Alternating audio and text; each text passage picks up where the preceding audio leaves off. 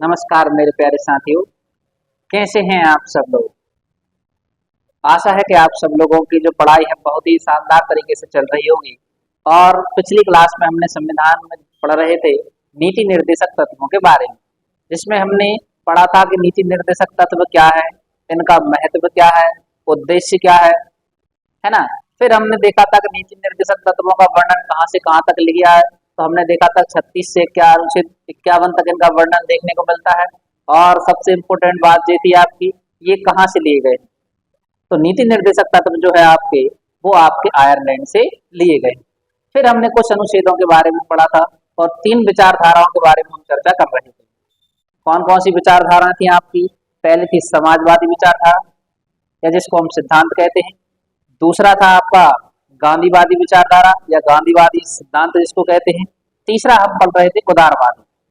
तो हमने शुरुआत कर दी थी समाजवादी विचारधारा या समाजवादी सिद्धांतों के बारे में, जिसमें हमने पढ़ा था अनुच्छेद 38, 39, 40।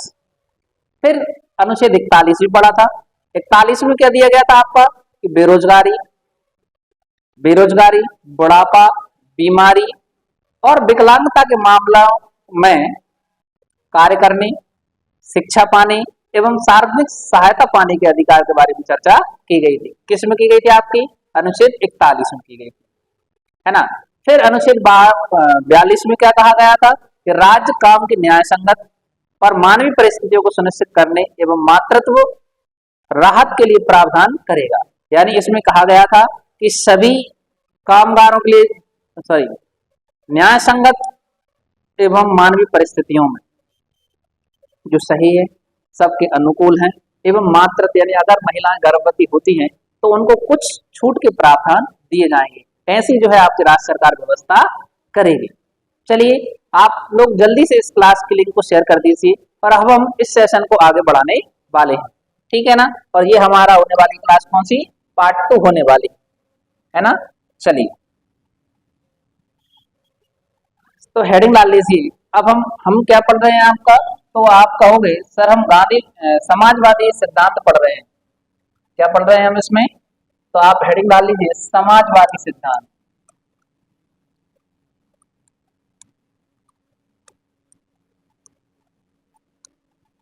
क्या पढ़ रहे हैं हम इसमें, समाजवादी सिद्धांत पढ़ रहे हैं।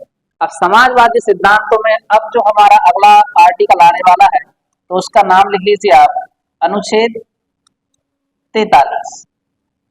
कौन सा आने वाला है आपका, आर्टिकल 43।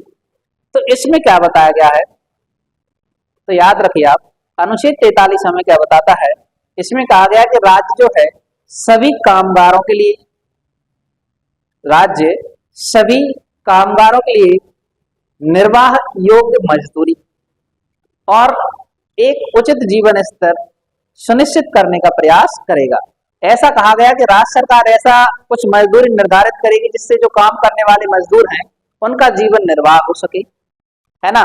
और उनके लिए कुछ एक जीवन स्तर की सुविधाएं उपलब्ध कराई जाएंगी, है ना। तो हम इसको लिखते हैं, क्या कहा गया है, तो आप लिख लीजिए राज्य सभी कामगारों के लिए,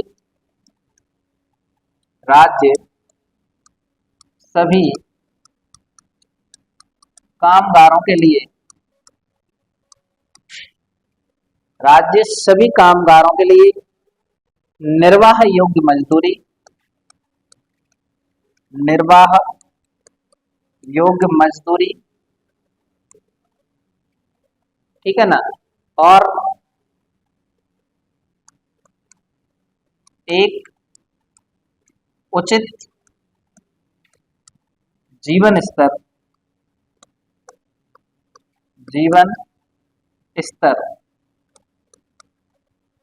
उचित जीवन स्तर सुनिश्चित करने का प्रयास करेगा।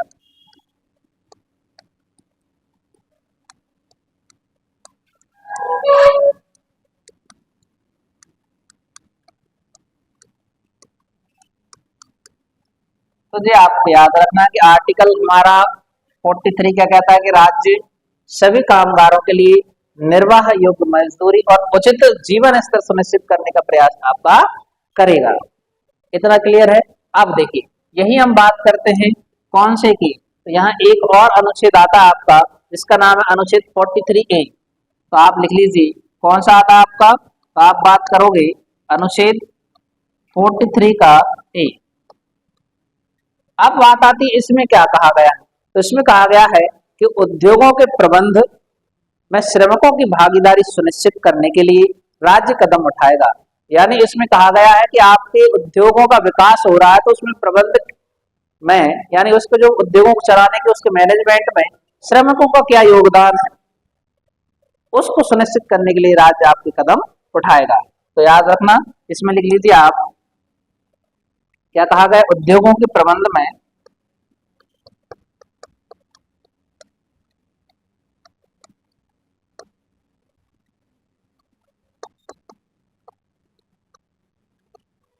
श्रमिक की भागीदारी, श्रमिक की भागीदारी सुनिश्चित करने के लिए,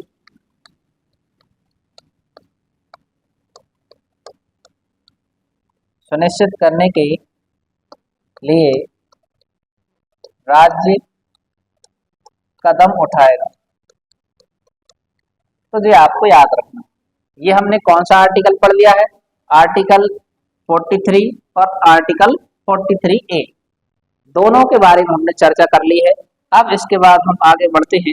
तो नेक्स्ट जो आर्टिकल आता है आपका, आर्टिकल लिख लीजिए आप, अगला आर्टिकल कौन सा आता है, तो इसी में हम बात करते हैं आर्टिकल 47। हम क्या पढ़ रहे हैं, तो हम पढ़ रहे हैं समाजवादी सिद्धांत। ये आपको याद रखना है कि समाजवादी सिद्धांत के अंतर्गत कौन कौन से आपके अनुच्छेद आते हैं। इसी में आया आपका कौन सा, आर्टिकल 47। इसमें क्या कहा गया है कि लोगों के पोषण स्तर और जीवन स्तर को ऊपर उठाना और सार्वजनिक स्वास्थ्य में सुधार करना।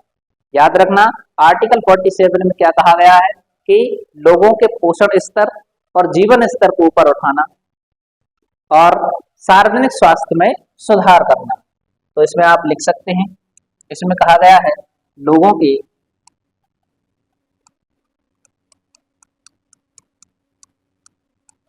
जीवन स्तर,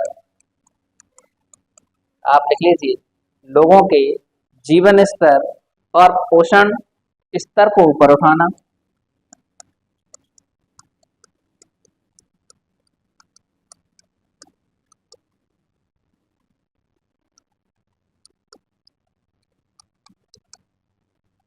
लोगों के जीवन स्तर और पोषण स्तर को ऊपर उठाना और सार्वजनिक स्वास्थ्य में सुधार करना, और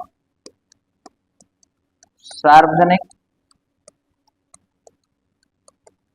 स्वास्थ्य में सुधार करना। ये आपका कौन सा आर्टिकल कहता है, ये हमारा आर्टिकल कहता है आर्टिकल 47। आर्टिकल 47 क्या कहेगा आपका, कि लोगों के जीवन स्तर और पोषण स्तर को ऊपर उठाना, साथ साथ सार्वजनिक स्वास्थ्य में भी सुधार करना। ये आपको याद रखना है। ये किस आर्टिकल में कहा गया आपका, तो आर्टिकल 47 में कहा गया। इतना क्लियर है। तो हमें एक चीज याद रखना है कि समाजवादी जो सिद्धांत है, इसमें कौन कौन से आपके आर्टिकल आए हैं। तो अभी तक हमने आर्टिकल पढ़े हैं समाजवादी सिद्धांत में, कौन कौन से पढ़े आपके, तो इसमें पढ़ा था हमने 38, 39, ठीक है ना। फिर आया आपको कौन सा, 41, 41 के बाद आ गया था आपको कौन सा, 42, फिर आया कौन सा आपका 43, फिर हमने पढ़ लिया अभी कौन सा 47। ये सभी जो आर्टिकल हैं आपके, ये जो आर्टिकल हैं आपके किसमें आते हैं, तो आप बताओगे समाजवादी सिद्धांत में आते हैं। किसमें आते हैं आपके, समाजवादी सिद्धांत, ठीक है ना। इतना आपको याद रखना है। अब जो हम सेकंड नंबर पर चर्चा करने वाले हैं, किसकी बात करेंगे, गांधीवादी विचारधारा या गांधीवादी सिद्धांतों पर आधारित। तो हेडिंग डाल लीजिए आप, किसकी बात करते हैं हम, गांधीवादी सिद्धांत या विचारधारा।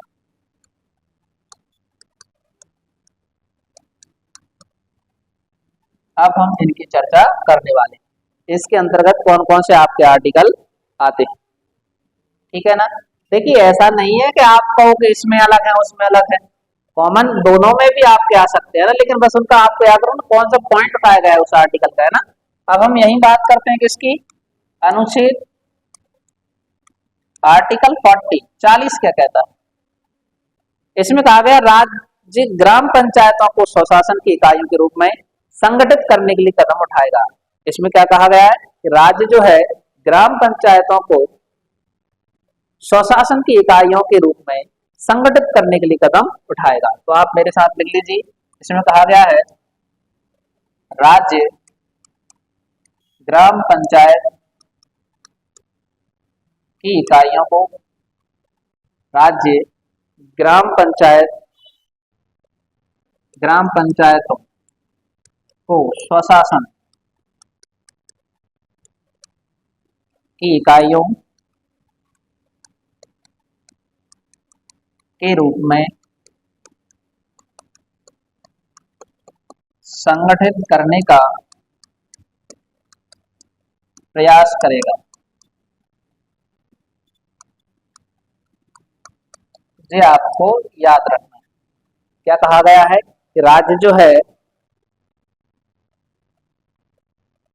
ग्राम पंचायतों को शासन की इकाइयों के रूप में संगठित करने का प्रयास करेगा। किस आर्टिकल में कहा गया है, तो आप बताओगे आर्टिकल आपके 40 में कहा गया है। अब इसके बाद हम चर्चा करते हैं किसकी, तो आप कहोगे अगला जो आर्टिकल आता है आपका, लिख लीजिए आप, अनुच्छेद 40, कौन सा आएगा 43। देखिए 43 उसमें भी इंक्लूड था, इसमें भी आ रहा है, बस बात इतनी सी याद रखना है कि इसमें किसके बारे में चर्चा की गई। तो इसमें कहा गया है आपका,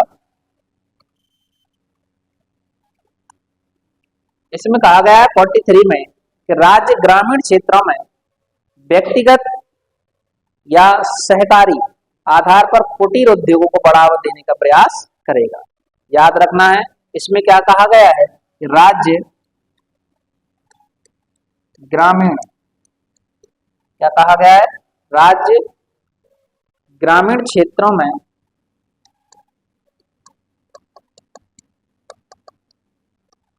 व्यक्तिगत एवं सहकारी, राज्य ग्रामीण क्षेत्रों में व्यक्तिगत एवं सहकारी आधार पर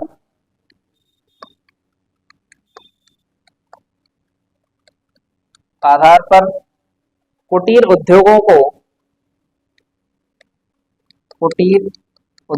को बढ़ावा देने का प्रयास करेगा।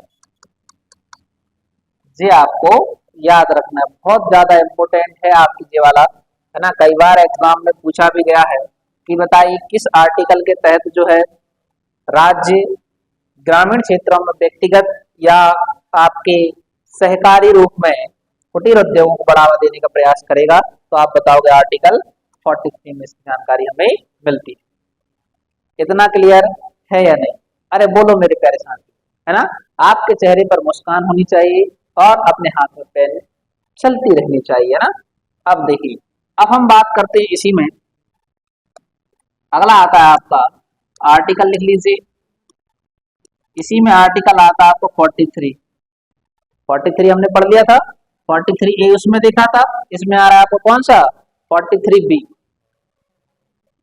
अब 43B क्या कहता है, इसमें कहा गया है कि सहकारी समितियों के, याद रखना क्या कहा गया है कि सहकारी समितियों के स्वैच्छिक गठन, स्वायत्त कामकाज, लोकतांत्रिक नियंत्रण, है ना, और पेशेवर प्रबंधन को बढ़ावा देना। इतना आपको याद रखना। ये किसमें बताया गया आपका, ये आपको 43 का बी में कहा गया है। तो आप मेरे साथ नोट डाउन करते चलें क्या कहा गया है इसमें। तो हम बात करते हैं, लिख लीजिए आप, सहकारी समितियों के स्वैच्छिक गठन,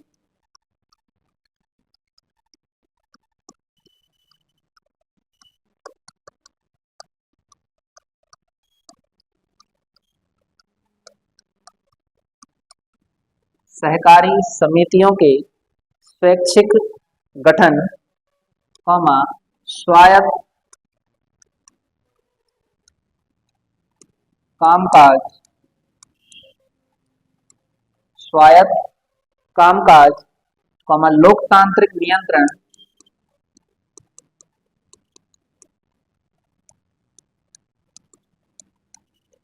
लोकतांत्रिक नियंत्रण, आगे लिखिए, और पेशेवर प्रबंधकों को बढ़ावा देना।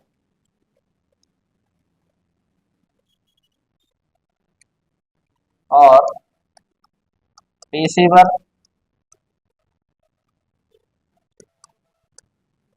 प्रबंधकों को बढ़ावा देना।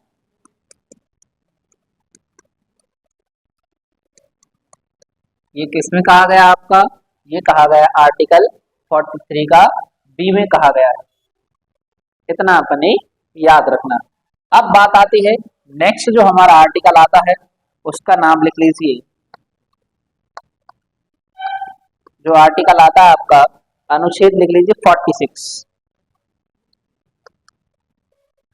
तो आर्टिकल 46 क्या कहता है कि राज्य समाज के कमजोर वर्गों, विशेषकर अनुसूचित जातियों, अनुसूचित जनजातियों यानी SC ST और अन्य कमजोर वर्गों के लिए शैक्षिक और आर्थिक हितों को बढ़ावा देगा।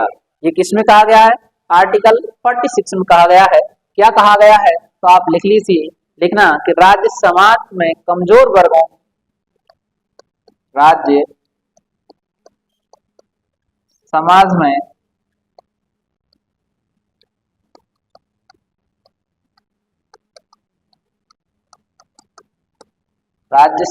में कमजोर वर्गों, विशेषकर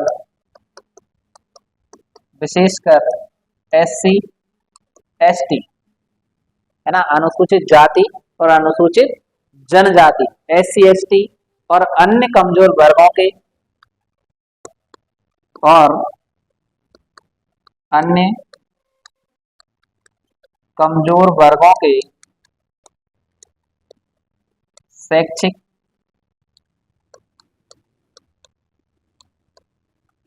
शैक्षिक और आर्थिक हितों को बढ़ावा देगा।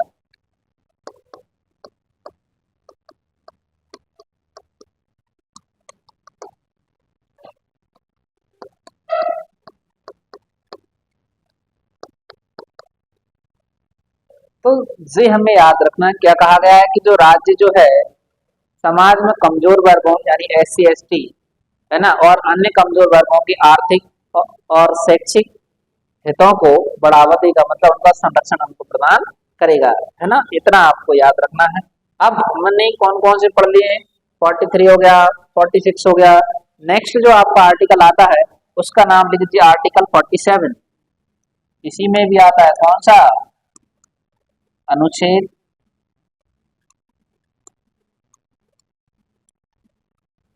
अनुच्छेद 47। तो आर्टिकल 47 में क्या दिया गया है? तो उन्होंने दिया है कि राज्य सार्वजनिक स्वास्थ्य में सुधार के लिए कदम उठाएगा। क्या कहा गया है? राज्य सार्वजनिक स्वास्थ्य के लिए कदम उठाएगा और नशीले पेय तथा स्वास्थ्य के लिए हानिकारक नशीले पदार्थों के सेवन पर रोक लगाएगा। इतना आपको याद रखना। इसीलिए आपने देखा हो राज्य बैन करता है, शराब पर बैन लगाया जाता है, सिगरेट पर बैन लगाया जाता है, लेकिन अब ऐसा तो है नहीं, वो तो लोगों को तो रोक नहीं सकते हैं, इसलिए वो आपके परचेस उसको करते हैं। तो याद रखना आर्टिकल 47 में क्या कहा गया है कि राज्य सार्वजनिक स्वास्थ्य में सुधार करने के लिए कदम उठाएगा। राज्य सार्वजनिक स्वास्थ्य में सुधार करने के लिए कदम उठाएगा। राज्य सार्वजनिक स्वास्थ्य में सुधार करने के लिए कदम उठाएगा और आगे लिखना और नशीले पेय एवं नशीले पेय एवं स्वास्थ्य के लिए हानिकारक पदार्थों पर हानिकारक पदार्थ के सेवन पर भी रोक लगाएगा, ऐसा उसमें कहा गया है। तो ये किस आर्टिकल में कहा गया आपका? ये आर्टिकल नंबर है कौन सा आपका? 47 में ऐसा आपको कहा गया है। ठीक है ना। अब हमारा अगला आता है, नेक्स्ट आर्टिकल लिख लीजिए। अगला जो आर्टिकल आता है आपका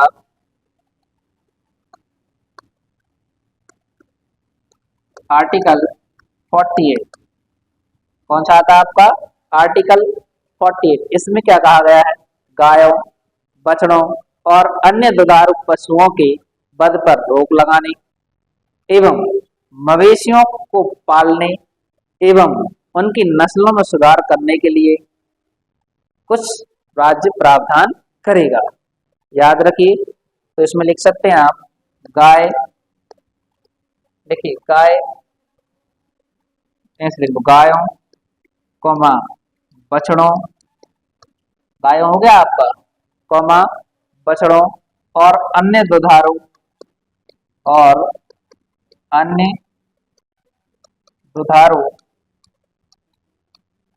पशुओं के वध पर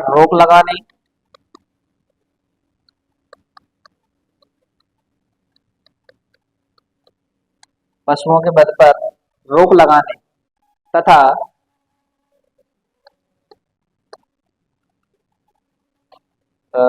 पशुओं के वध पर रोक लगाने तथा आगे लिख लीजिए मवेशियों को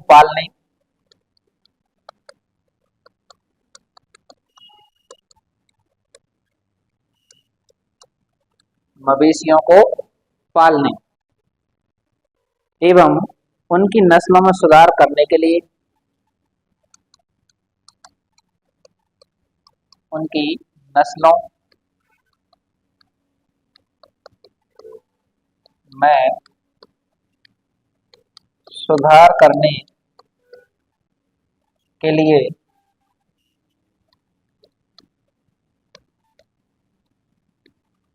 प्रयास करेगा। चलिए राज्य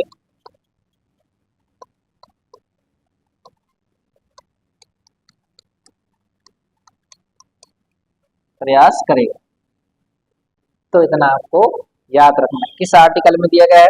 आर्टिकल 48 में गायों से संबंधित, बछड़ों से संबंधित, उनके वध से संबंधित प्रावधान आपका किया गया है ना। आप बताइए यहाँ तक क्लियर है या?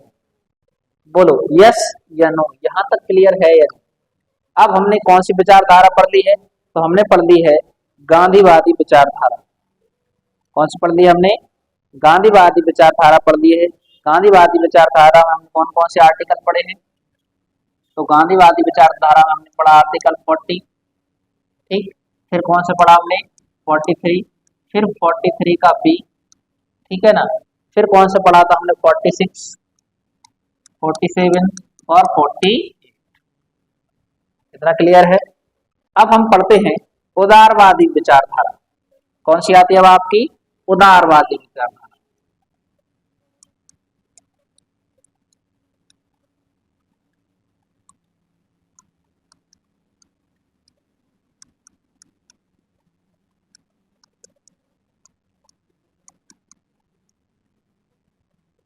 उदारवादी विचारधारा या सिद्धांतों के बारे में चर्चा करने वाले, है ना।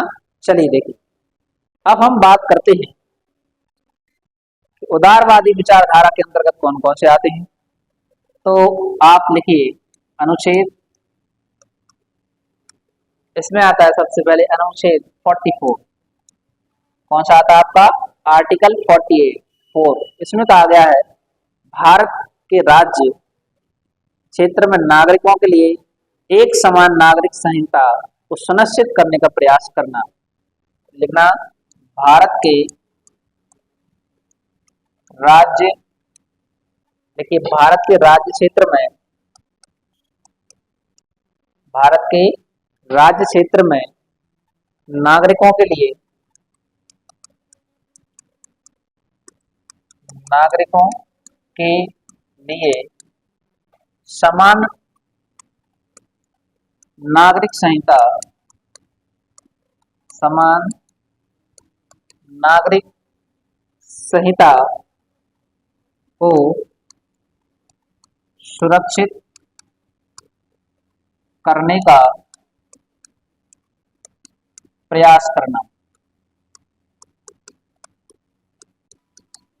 यह आपका दिया गया है कि ये कहा गया है कि जो राज्य है, भारत के राज्य क्षेत्र में जो नागरिक हैं उनके लिए समान नागरिक संहिता को सुरक्षित बनाए रखने का प्रयास करेगा। ठीक है ना। अब अगला आता है, नेक्स्ट लिख लीजिए इसमें आप आर्टिकल। आर्टिकल कौन सा आता है आपका? 44 के बाद आता है इधर ही आपका 45। इसको आप नोट डाउन कर लीजिए जल्दी से ना।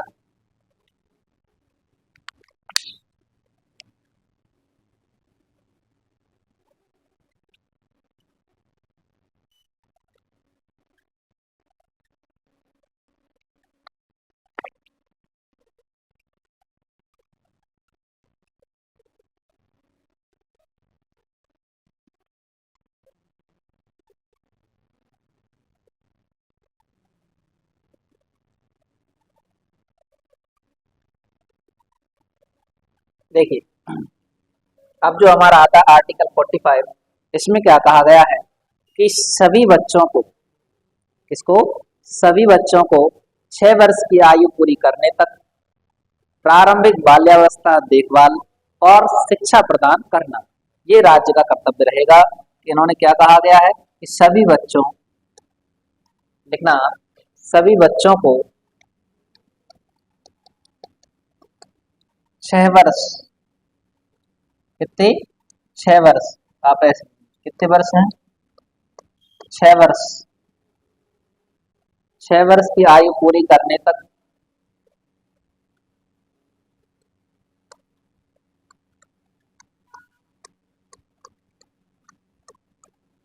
6 वर्ष की आयु पूरी करने 6 वर्ष की आयु पूरी करने तक प्रारंभिक बाल्यावस्था देखभाल, प्रारंभिक बाल्यावस्था देखभाल और शिक्षा प्रदान करना,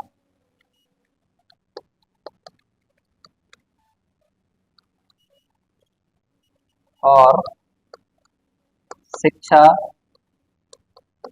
प्रदान करना, ये केस किस में कहा गया है? आर्टिकल 45 में ही कहा गया है कि जो आपके 6 वर्ष से कम उम्र के बच्चे हैं उनकी बाल देखभाल करना है ना, और उनको शिक्षा प्रदान करना, ऐसे सारे कदम राज्य सरकार द्वारा उठाए जाएंगे। ठीक है ना। अब हमारा नेक्स्ट आता है, इसी में लिख लीजिए आप अनुच्छेद 48। कौन सा आ गया आपका? आर्टिकल 48 क्या कहता है? कृषि और पशुपालन को आधुनिक एवं वैज्ञानिक आधार पर संगठित करना। इसमें क्या कहा गया है? कृषि और पशुपालन को आधुनिक एवं वैज्ञानिक आधार पर संगठित करना।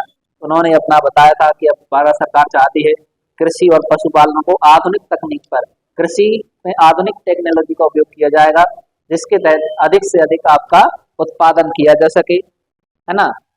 तो इसमें आप लिख सकते हैं कृषि और पशुपालन को आधुनिक एवं वैज्ञानिक आधार पर, आधुनिक वैज्ञानिक आधार पर संगठित करना।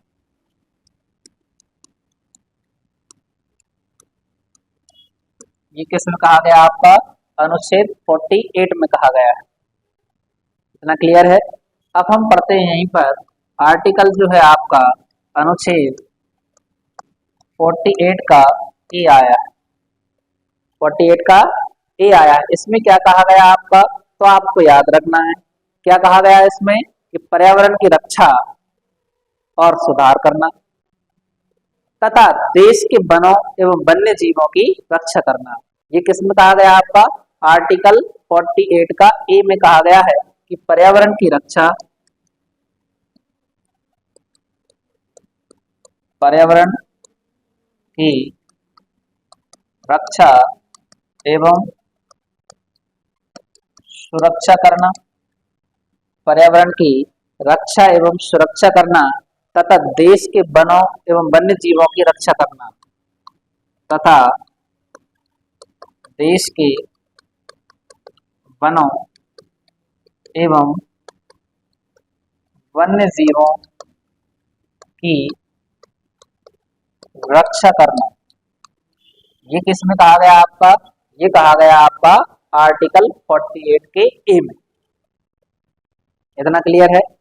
अब देखिए इसके बाद हमारा जो नेक्स्ट आता है, इसी में अगली हेडिंग डाल लीजिए आप, आर्टिकल 48 पढ़ लिया, 48 हो गया। अब आपका आएगा आर्टिकल कौन सा, 49। ठीक है ना, कौन सा आ गया आपका, आर्टिकल 49। इसमें क्या कहा गया है, तो आप देखिए कि राज्य जो है, राज्य की कलात्मक या ऐतिहासिक महत्व के प्रत्येक स्मारक या स्थान की रक्षा करना, ये कर्तव्य रहेगा। हमारे नीति निर्देशक तत्वों में इसका वर्णन कहा किया गया है। क्या कहा गया है कि राज्य की कलात्मक या ऐतिहासिक, राज्य की कलात्मक या ऐतिहासिक, राज्य की कलात्मक या ऐतिहासिक महत्व के, ऐतिहासिक महत्व के प्रत्येक धरोहर स्थल को सुरक्षा प्रदान करना। इसे आपको याद रखना। इसी के तहत आप देखते हैं वन्य जीव अभ्यारण्य हो गए, आपके किले हो गए हैं, महल हो गए हैं, बावरी हो गए, जो ऐतिहासिक धरोहर स्थल है उनकी राज्य क्या करेगा, आपकी सुरक्षा की व्यवस्था करेगा। आगे देखिए अभी तक हमने पढ़ लिया कौन सा, आर्टिकल 49। अब नेक्स्ट जो आता हमारा अनुच्छेद कौन सा आ गया आपका, तो अगला है अनुच्छेद 50 हमारा आ गया है। अनुच्छेद 50 में क्या कहा गया है कि राज्य की लोक सेवाओं में न्यायपालिका को कार्यपालिका से अलग करने के लिए कदम उठाना। क्या कहा गया है, राज्य की लोक सेवाओं में न्यायपालिका को कार्यपालिका से अलग करने के लिए कदम उठाना। इसमें क्या कहा गया है, राज्य की न्यायपालिका नहीं लिखिए आप, क्या कहेंगे अपन, राज्य की लोक सेवाओं में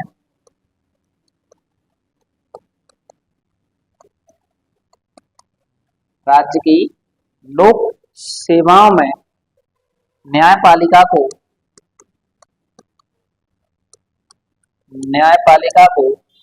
कार्यपालिका न्यायपालिका को कार्यपालिका से अलग करने के लिए कदम उठाना।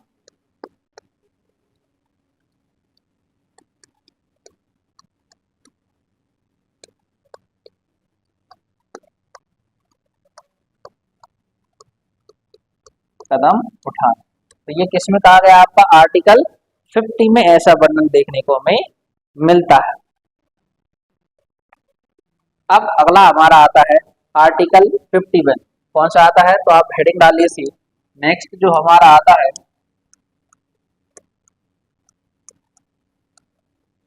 कौन सा है, आर्टिकल 51 हमारा आता है।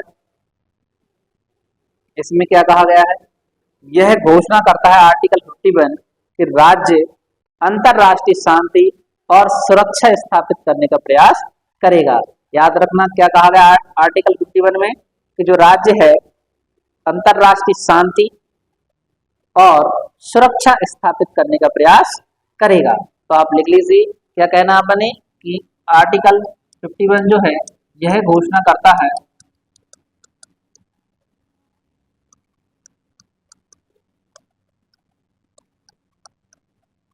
राज्य अंतरराष्ट्रीय शांति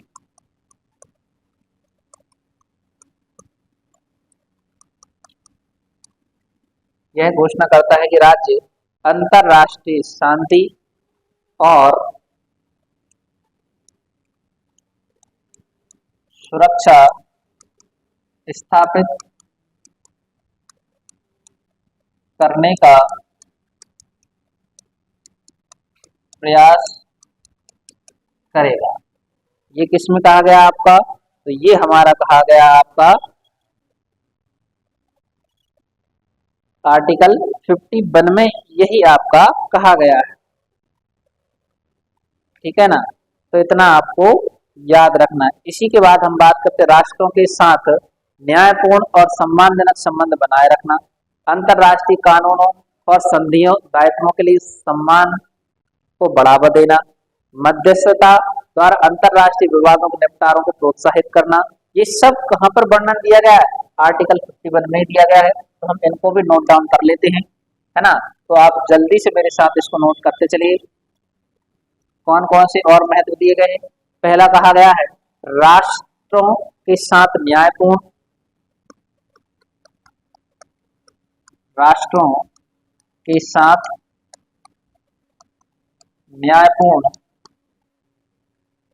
न्यायपूर्ण और सम्मानजनक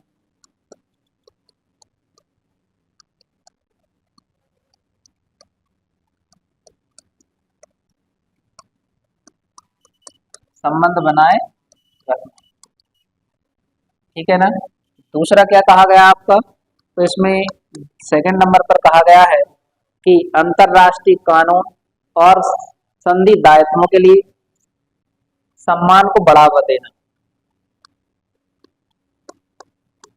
अंतरराष्ट्रीय कानून और संधि दायित्वों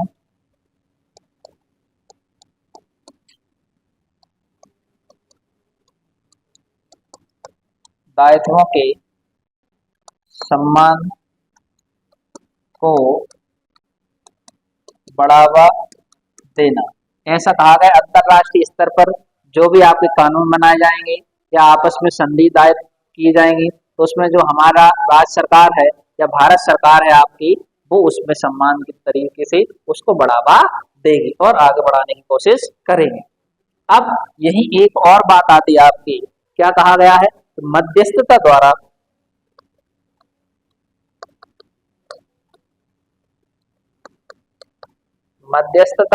द्वारा अंतरराष्ट्रीय विवादों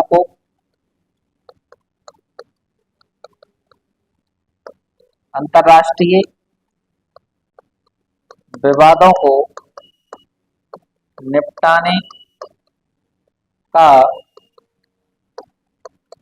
प्रयास किया जाएगा। जी आपको याद रखना है। तो जी हमने कौन सा पढ़ लिया है? आर्टिकल 51 पढ़ लिया है। अंतरराष्ट्रीय शांति और सुरक्षा की व्यवस्था करने का प्रयास करेगा राज्य। ठीक है ना? इसमें और कौन कौन सी कंडीशन दी है? राज्यों के साथ न्यायपूर्ण और सम्मानजनक संबंध बनाए रखना, अंतरराष्ट्रीय कानून और संधि दायित्वों को सम्मान के साथ बढ़ावा देना। अगला है मध्यस्थता द्वारा अंतरराष्ट्रीय विवादों को निपटाने का प्रयास करना। ये आपको याद रखना है मेरे प्यारे साथियों। अब अगर क्वेश्चन आएगा कि ये तो हमने पढ़ लिया है, अब आपको बहुत इंपोर्टेंट याद रखना है कि डीपीएसपी में संशोधन, यानी जो आपके राज्य के नीति निर्देशक तत्वों में संशोधन, राज्य के नीति निर्देशक तत्वों में संशोधन। अब संशोधन की बात आती है जब, तो देखते हैं कब कब हुए हैं। तो आपको याद रखना 42वां संविधान संशोधन। कौन सा हुआ था? 42वां संविधान संशोधन कब हुआ था? 1976 में। कब हुआ था आपका? 1976 में। इसमें क्या हुआ था? तो नए निर्देश जोड़कर संविधान के भाग 4 में कुछ बदलाव किए गए, है ना। इसके द्वारा संविधान के भाग 4 में बदलाव किए गए। तो ये आपको याद रखना है कौन कौन से बदलाव हुए। तो याद रखना, अनुच्छेद 39A को जोड़ा गया। किसको जोड़ा गया? अनुच्छेद 39A को जोड़ा गया, जिसके तहत गरीबों को निःशुल्क कानूनी सहायता प्रदान करना। गरीबों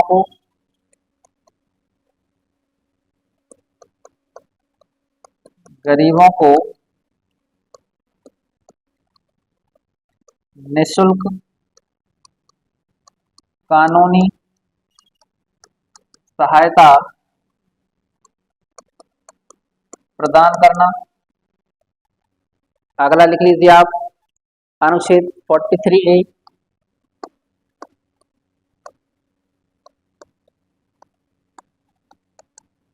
अनुच्छेद 43 में ए में क्या कहा गया है? उद्योगों के प्रबंध में श्रमिकों की भागीदारी।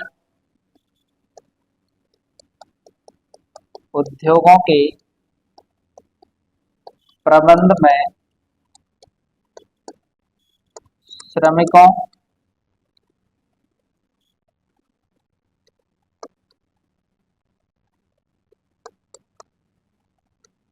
की भागीदारी। और एक और जोड़ा गया था जिसका नाम क्या है? अनुच्छेद 48A।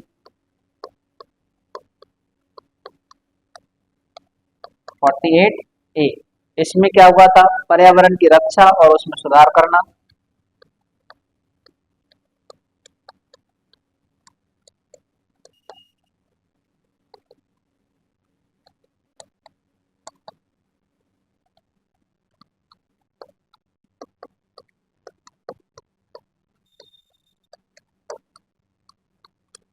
और उसमें सुधार करना।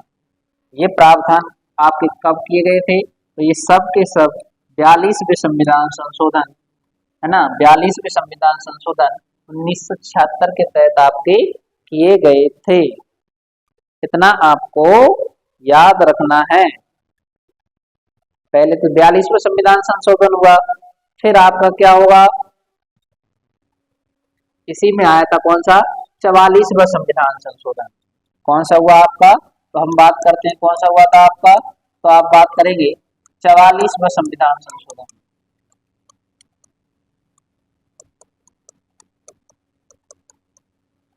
अब बात तुझे आती 44वां संविधान संशोधन कब हुआ था? तो आप बताएंगे 44वां संविधान संशोधन कब हुआ था? 1977 में आपका हुआ था।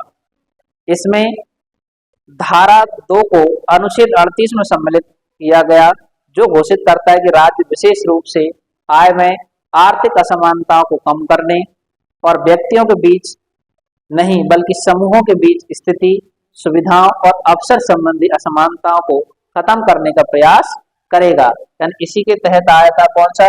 इसमें संशोधन हुआ था आपका अनुच्छेद 38 में। ये आपको याद रखना है, ठीक है ना। और इसी में कहा गया था मौलिक अधिकारों की सूची से संपत्ति के अधिकार को समाप्त कर दिया गया। इसी के तहत मौलिक अधिकारों की सूची से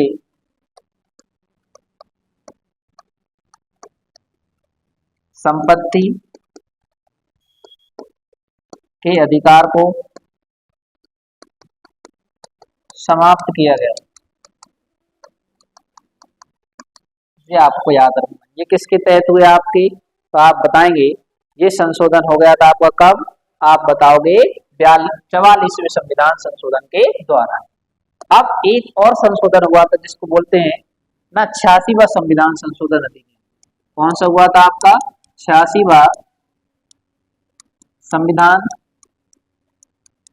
संशोधन अधिनियम। ये कब आया था आपका? तो आप बात करेंगे यह आया था 2002 में। इसमें क्या कहा गया था कि इसमें अनुच्छेद 45 की विषय वस्तु में बदलाव किया गया था। किसमें बदलाव किया गया था? अनुच्छेद 45।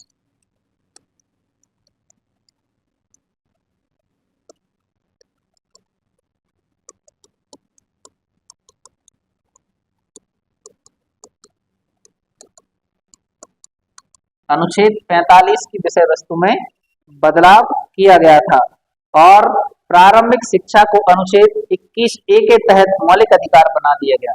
और इसी में क्या कहा गया था कि प्रारंभिक शिक्षा को अनुच्छेद 21A के तहत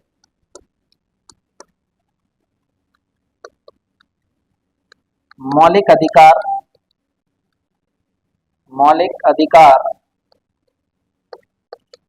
बना दिया गया। इसे आपको याद रखना है। तो कौन कौन से संशोधन हुए? 42वां हुआ, 44वां हुआ और कौन सा हो गया था आपका? 86वां संविधान संशोधन हुआ। ये हमें याद रखना ही रखना है, ठीक है ना। अब इसके बाद जो है आपके ये मौलिक अधिकार समाप्त होते हैं, ठीक है ना। हमने बहुत सारी जानकारी पढ़ ली है, तो आशा है कि आप सबको समझ में आए होंगे। देखिए इनमें कुछ ज्यादा वो नहीं, आपको थोड़ा गंभीरता पूर्वक इनको समझना पड़ेगा और इनके क्वेश्चन आपको लगाने पड़ेंगे। जब तक आप क्वेश्चन नहीं लगाएंगे तब तक आपको इस चैप्टर में क्या बना रहता है? थोड़ा सा डाउट आपका बना रहेगा। आशा है कि आपको ज्यादा से ज्यादा ये चैप्टर आपको समझ में आया होगा। इस टॉपिक का नाम क्या था हमारा? राज्य के नीति निर्देशक तत्व, जो हमने अनुच्छेद 36 से लेकर 51 तक हमने कंप्लीट कर लिए हैं। अगला जो आएगा आपका अगला टॉपिक हम पढ़ेंगे जिसमें मौलिक कर्तव्यों के बारे में चर्चा करेंगे। मिलते हैं ब्रेक के बाद। धन्यवाद।